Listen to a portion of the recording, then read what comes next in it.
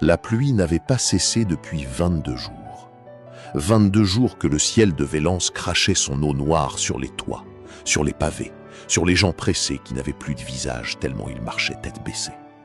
Une ville fantôme, coincée entre un fleuve mort et des tours qui mangeaient le peu de lumière qu'il restait. Lina Marais, elle, aimait cette pluie. Elle couvrait les bruits, elle effaçait les traces. Et dans sa vie très ordonnée, travail de nuit à la pharmacie hospitalière, petit appartement au 4e, sans ascenseur, rideaux toujours tirés. La pluie était le seul désordre qu'elle s'autorisait. Ce soir-là, il était presque 2 heures du matin. Elle rentrait à pied, comme d'habitude. Imperméable trempé. Écouteurs dans les oreilles, même sans musique, juste un prétexte pour ne pas répondre si quelqu'un lui adressait la parole. Elle prit le raccourci, la ruelle Corvin, entre les poubelles renversées et le mur tagué d'un restaurant fermé depuis 2 ans. Sombre, étroite. Le genre de ruelle qu'on traverse vite, la tête dans les épaules. Et c'est là qu'elle l'entendit. Un souffle, rauque, brisé.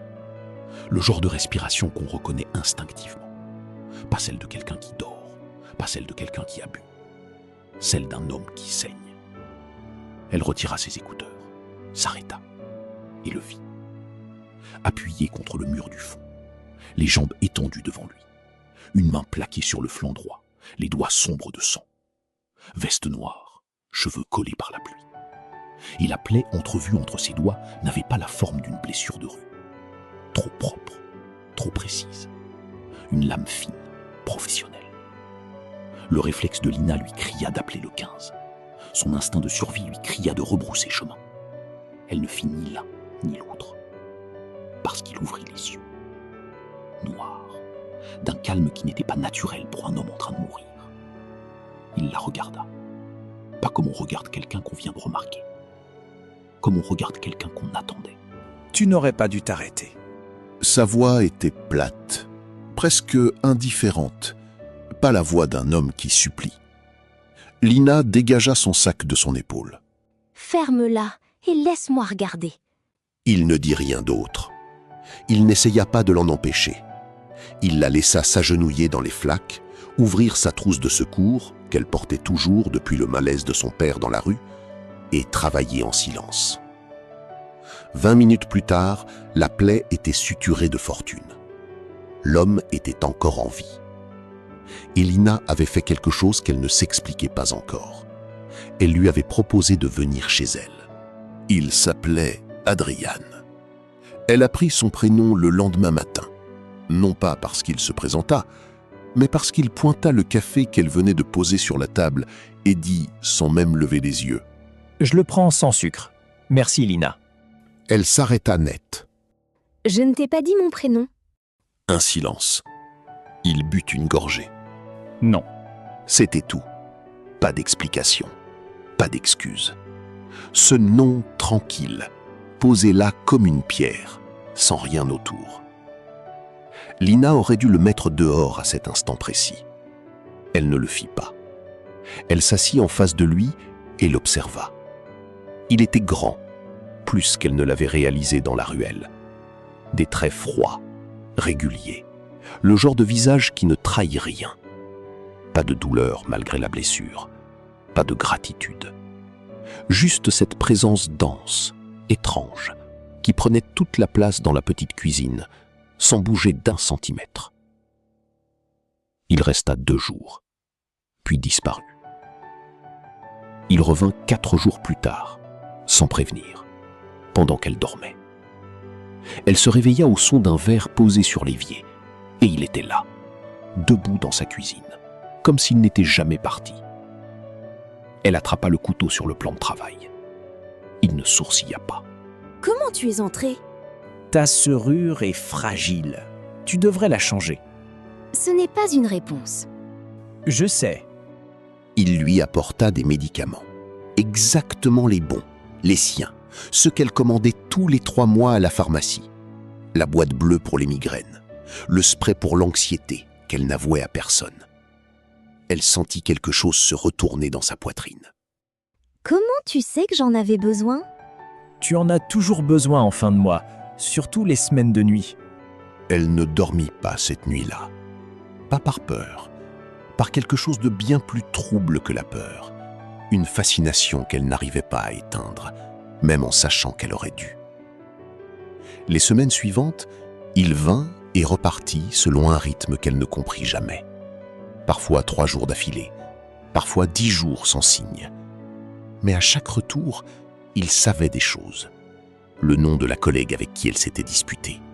L'heure précise à laquelle elle avait pleuré un soir sans raison. Le fait qu'elle avait essayé de rappeler sa sœur à Lyon et était tombée sur le répondeur.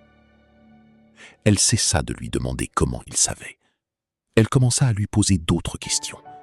Sur lui, sur ce qu'il fuyait, sur les cicatrices qu'elle avait comptées sur son torse la première nuit. 7 cicatrices, dont aucune n'avait l'air accidentelle. Tu faisais quoi avant? Des choses qu'on ne fait pas quand on a le choix. Et tu avais le choix? Il mit longtemps avant de répondre. Au début, non. À la fin, peut-être. C'est pour ça que je suis ici. La vérité sur Adriane ne lui explosa pas au visage en une seule fois. Elle lui arriva morceau par morceau, comme de l'eau qui s'infiltre dans les murs. Invisible d'abord, destructrice ensuite. Ça commença un dimanche. Adriane dormait encore. Il dormait peu, mais profondément, comme quelqu'un d'entraîné à récupérer vite. Lina cherchait de l'aspirine dans le tiroir du bas, celui qu'il n'avait jamais ouvert devant elle. Sa main rencontra quelque chose d'anormal, une fausse plaque de bois. Elle la souleva. Dessous, un ordinateur ultra fin, partiellement brûlé, et une clé USB enroulée dans du tissu noir, comme quelqu'un qui emballe quelque chose de précieux. Elle brancha la clé sur son propre ordinateur. Les mains ne tremblaient pas encore. Et puis, elle vit le nom du premier dossier. Marais, Lina, sujet 07, actif depuis 18 mois. Le sang se retira de son visage. Il y avait tout. Ses horaires photographiés sur 18 mois. Ses trajets. Le nom et l'adresse de sa sœur, Camille, à Lyon. La tombe de son père. Les médicaments qu'elle commandait chaque trimestre. Des photos d'elle prises depuis la rue, depuis les toits, certaines datant d'avant même la nuit de la ruelle Corvin. Mais en bas de chaque page, des annotations manuscrites, à l'encre rouge. Des mots comme « annuler »,« protéger »,« ne pas toucher ». Et une date qui revenait sans cesse, 2 semaines avant la nuit où elle l'avait trouvé. Elle entendit un bruit derrière elle. Il était debout, dans l'encadrement de la porte. Tu savais qui j'étais, avant même que je te trouve? Il ne bougea pas. Il ne nia pas non plus. Oui, Et tu es quand même venu mourir dans ma ruelle. Un silence. Il croisa les bras. Il y avait quelque chose dans ses yeux qu'elle n'avait encore jamais vu. Pas de la honte. Quelque chose de plus lourd que la honte. je voulais que tu choisisses, pas moi. Choisir quoi? Je ne savais rien. C'est exactement pour ça que c'était à toi de choisir. Elle ferma l'ordinateur. Elle ne le regarda pas pendant 3 heures. Et quand elle finit par parler à nouveau, ce ne fut pas pour lui demander de partir. Explique-moi tout, depuis le début. Et cette fois, ne mens pas par omission. Il s'assit. Et pour la première fois depuis qu'elle le connaissait, il parla vraiment. L'ORA, l'Office des résolutions asymétriques. Une organisation privée qui n'existait dans aucun registre officiel. Pas d'adresse, pas de logo, pas de site. Juste des clients, des gouvernements, des multinationales, des hommes très riches qui avaient des problèmes que la légalité ne permettait pas de résoudre proprement. L'ORA résolvait ces problèmes, avec des gens comme Adriane. J'avais 19 ans quand ils m'ont recruté. Pas vraiment recruté, ils m'ont sorti d'un tribunal militaire où j'allais prendre 10 ans. Ils m'ont dit que j'avais un don et que ce don pouvait être utile. Je n'ai pas réfléchi longtemps. 10 ans de mission, des cibles dans 11 pays. Il ne lui dit pas combien de fois il avait tiré. Elle ne lui demanda pas. Mais 6 mois avant la nuit de la ruelle, quelque chose avait changé. Laura lui avait transmis un nouveau dossier. Nouvelle cible, nouvelle ville. Il avait ouvert le fichier. Et le visage qu'il avait vu sur l'écran l'avait arrêté net. C'était toi. Ta photo, ton adresse, ton planning. Motif, accès à des informations compromettantes. Neutralisation requise dans les 4 semaines. Lina l'écouta sans l'interrompre, les mains à plat sur la table, la mâchoire serrée. Je n'avais jamais refusé une mission. Jamais posé de questions. Cette fois, j'ai dit non. Pourquoi? Il la regarda. Une fraction de seconde, juste assez pour qu'elle comprenne que la réponse existait, mais qu'il n'était pas encore capable de la prononcer pleinement. Parce que tu n'avais rien fait. Parce que tu ne savais même pas ce que tu portais. Parce que quelqu'un avait décidé de te tuer pour quelque chose que tu n'avais pas choisi d'avoir. Et ça m'a semblé injuste. Ce mot dans sa bouche sonnait étrange, comme une langue qu'il avait apprise mais jamais vraiment parlé. Depuis son refus, Laura l'avait déclaré compromis. 2 équipes avaient tenté de le neutraliser en 3 mois. La blessure de la ruelle Corvin, c'était la 3e tentative. Et la femme qui orchestrait tout ça s'appelait Vera Soltan. Vera Soltan n'apparaissait sur aucune photo officielle.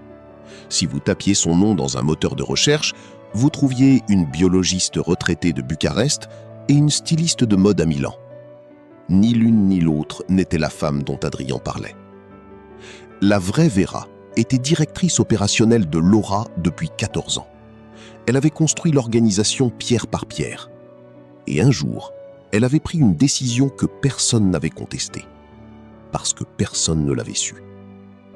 Elle avait fait implanter dans chaque agent un dispositif de traçage nanotechnologique, une minuscule charge injectée lors du bilan médical d'entrée, présenté comme un vaccin de routine.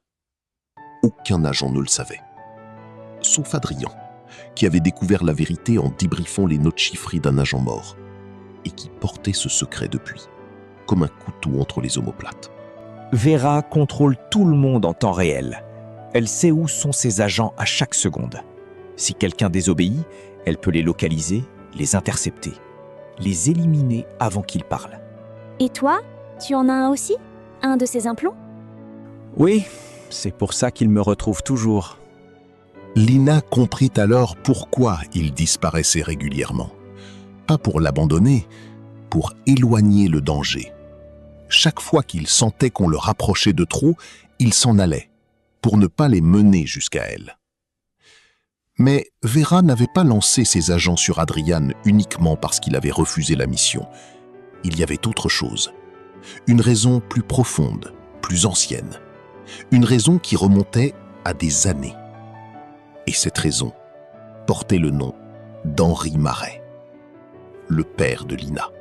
Henri Marais était mort d'une crise cardiaque un soir de novembre, 7 ans plus tôt.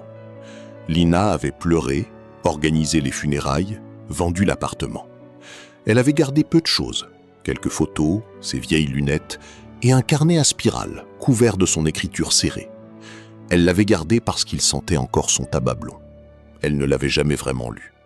Les équations n'avaient aucun sens pour elle. Adrian, lui, savait exactement ce qu'elle signifiait. Ton père n'était pas seulement pharmacologue, Lina. Pendant 8 ans, il a été le chercheur principal de Laura. C'est lui qui a développé les protocoles biochimiques utilisés dans les implants de traçage. Elle le regarda comme si les mots ne parvenaient pas dans le bon ordre.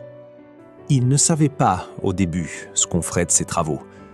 Quand il a compris, quand il a vu comment Vera utilisait ses recherches pour contrôler des hommes à leur insu, il a voulu partir.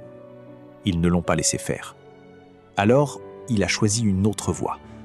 Il a passé 2 ans à travailler en secret sur un protocole inverse, un antidote, une formule capable de dissoudre l'implant définitivement. Et il l'a caché dans ses notes habituelles, pour que personne ne comprenne ce que c'était, sauf quelqu'un qui saurait quoi chercher. Et il l'a mis dans le carnet. Il t'a laissé cette clé sans te dire ce qu'elle ouvrait. Peut-être pour te protéger, peut-être parce qu'il espérait que tu n'en aurais jamais besoin. Lina quitta la table sans un mot. Elle alla dans sa chambre, sortit la boîte de sous son lit et posa le carnet devant eux. La couverture était usée.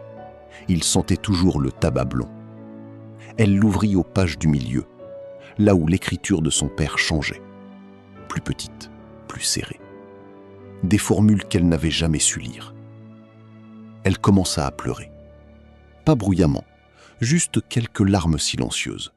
Le genre qu'on ne s'autorise que quand on comprend que quelqu'un qu'on aimait portait un secret bien trop lourd et qu'il l'a porté seul jusqu'au bout. Adrien ne la toucha pas. Il attendit.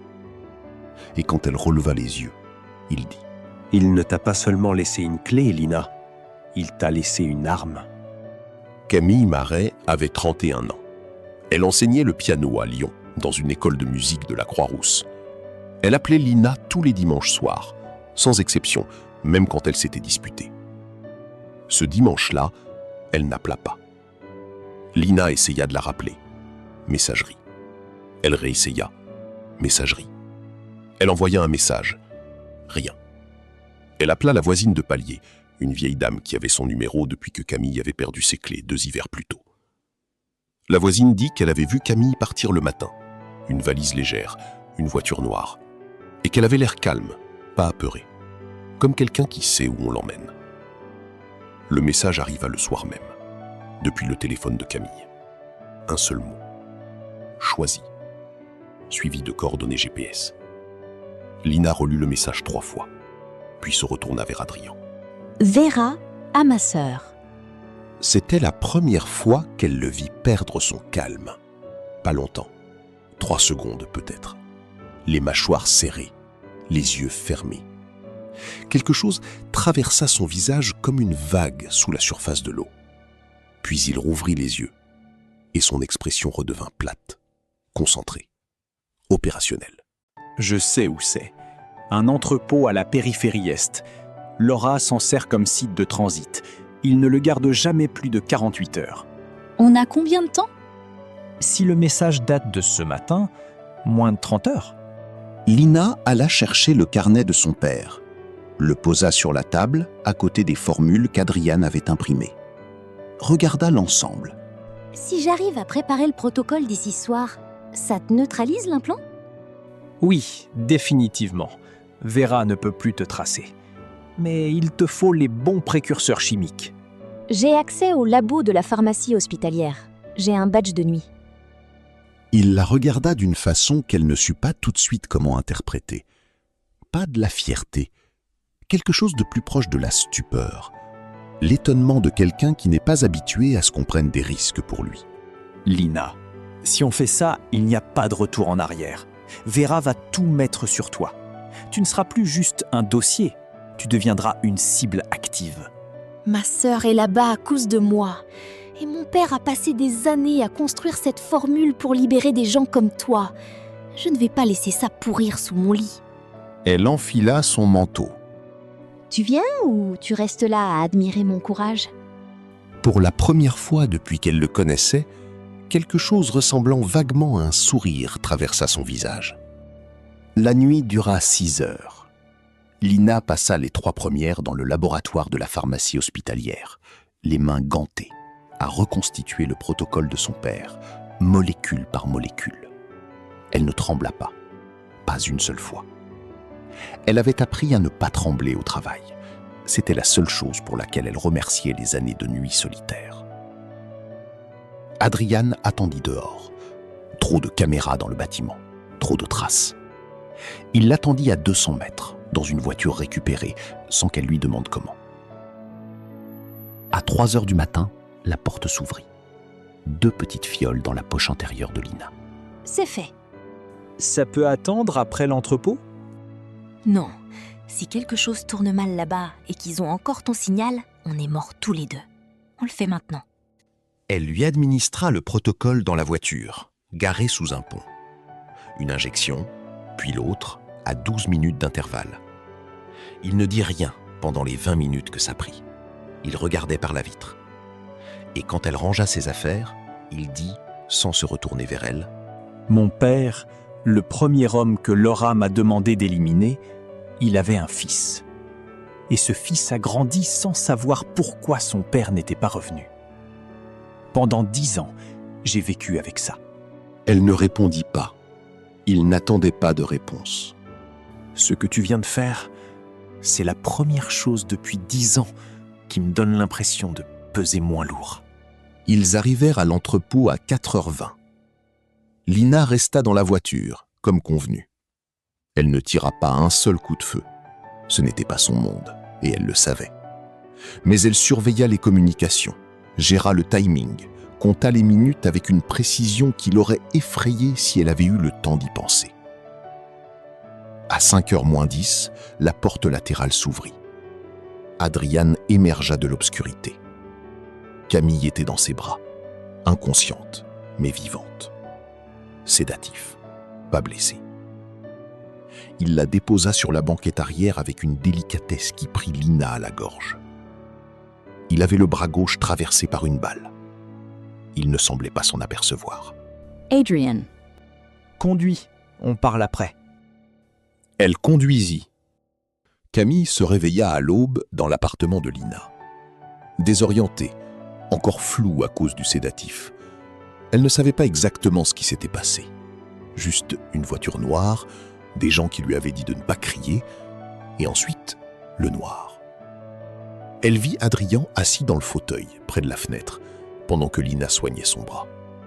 Et elle demanda, simplement, « C'est lui ?»« Oui. »« Il est dangereux ?»« Il l'était. » Camille regarda Adrien.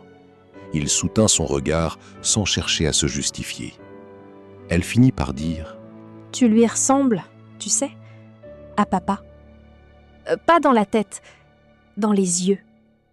Cette façon de porter quelque chose qu'on ne peut pas nommer. » Adrien ne répondit pas, mais quelque chose bougea dans son visage. Vera Soltan ne disparut pas. Les gens comme elle ne disparaissent jamais complètement.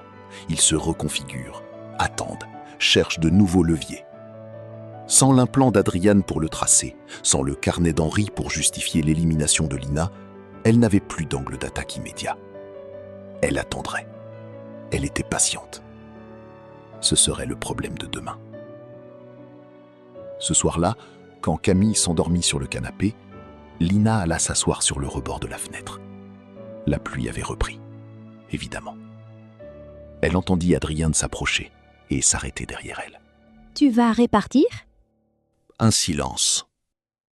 Je ne sais pas faire rester. Je n'ai jamais appris. Moi non plus. Mais toi, t'es venu mourir dans ma ruelle. Alors peut-être qu'on peut apprendre ensemble. Il ne s'assit pas à côté d'elle. Il resta debout. Mais il ne s'en alla pas non plus. Et c'était, pour l'instant, suffisant.